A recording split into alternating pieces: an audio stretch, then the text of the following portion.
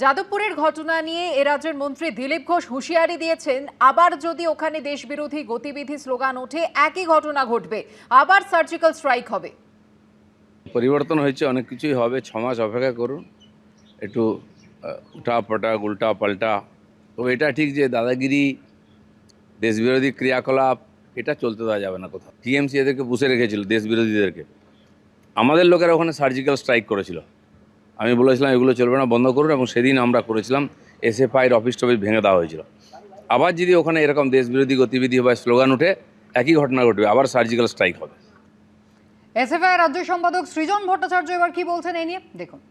যাদবপুর সম্পর্কে মাঝে মধ্যে নিজে ভেসে থাকার জন্য 4টে কমেন্ট করেন, ওগুলো কেউ পাত্তা দেয় না। দিলীপ ঘোষ আগে শুভেন্দু অধিকারীদের সামলান, তারপরে যাদবপুর দেখবেন। ওনার নিজের দলের মধ্যেই গোয়াল ঘরে এত গুতগুতি। বাংলার সংস্কৃতি, বাংলার ইতিহাস, আমাদের স্বাধীনতা সংগ্রাম, এই সবটাকে যত তাড়াতাড়ি অপমান করবে বিজেপি, তত তাড়াতাড়ি ওরা মানুষের মন থেকে মুছে যাবে। সেই প্রক্রিয়া শুরু হয়ে গেছে।